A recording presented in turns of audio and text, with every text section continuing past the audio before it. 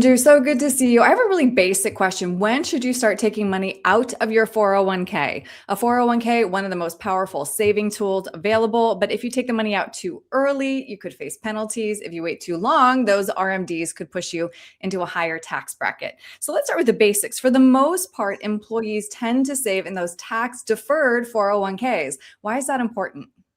Yeah, we look at these 401ks and these tax deferred vehicles. You could be in a TSP, a 403b, any other IRA, and we're making a deal with Uncle Sam. We're taking the deduction this year, right? And what we're doing is our income, any match that we have, is the tax is going to be deferred. But not only that, all of the growth of this account, right? So something we've got to really wrap our hands around, because what we come to see is that taxes are the number one expense that our clients face when they get to retirement. I am not surprised to hear that. And we'll get into some of those strategies in a second. But first, I want to ask what happens if you tap that 401k before you're allowed, i.e. before age 59 and a half. Can you talk me through what you give up? Yeah, early withdrawals with these type of retirement accounts really cause a problem with your planning, because not only are you going to pay that ordinary income tax immediately, but then there is going to be a 10% penalty on top of that. So we're looking at our dollar turning into 60 cents, right? Wow. And it is so inefficient in doing it this way. So it really has to be 911 an emergency to want to take money out of one of those accounts before 59 and a half. Right. Now, on the other hand, if you wait until after 59 and a half, how are those withdrawals taxed? Again, assuming that you're saving in a tax deferred bucket. Yes. So when we go to have distributions come out of our account after 59 and a half, now we're starting to pay our tax when we pull the funds. And it's going to be based off of ordinary income tax and the tax bracket that you're a part of. And the truth is, Aaron, we have clients that come in every week to our office that say, Andrew, I thought it would have been much more simple to stay in a 10 or a 12% tax bracket. But the truth would be, you see it here, right? 50,000 for a single individual, 100,000 when we're dealing with married filing jointly. Let you have your Social Security, if there's any earned income, if there's dividend and interest income, maybe an inherited IRA. All of a sudden, we are creeping into that 22 and 24% tax bracket, and it catches a lot of our folks off guard. Right.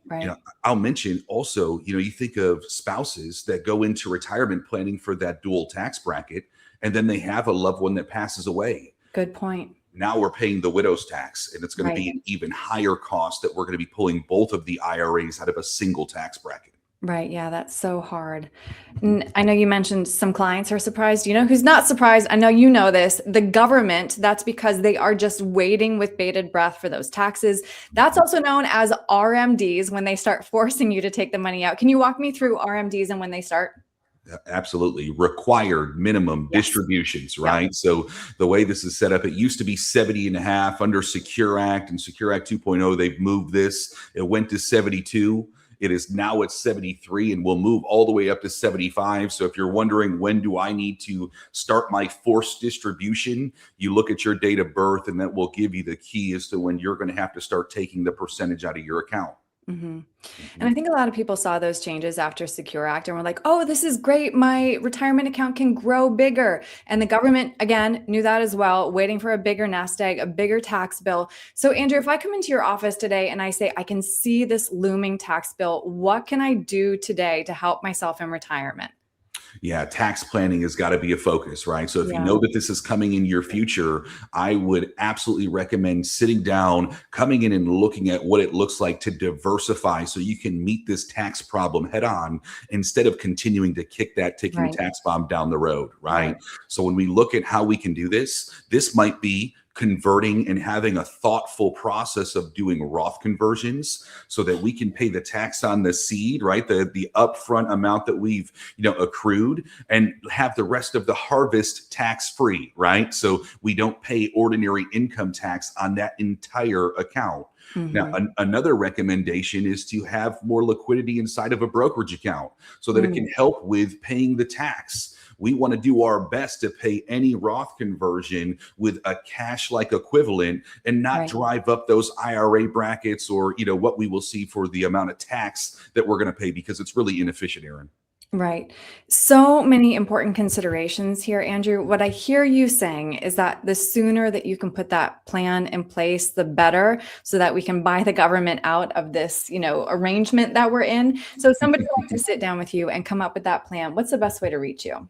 Yeah, I'd love for them to send me an email, awagner@wagnerwealth.org, or go right to our website, right, wagnerwealth.org. And what I will tell you is the goal is to get these dollars out at the lowest rates. We Right. want to be the ones that can help you do it while taxes are on sale. Right. We are living in a historically low tax rate. Thank you for that reminder. No doubt about Andrew, it. also, thank you so much for your time today. I really appreciate it. You, Aaron. Have a great day.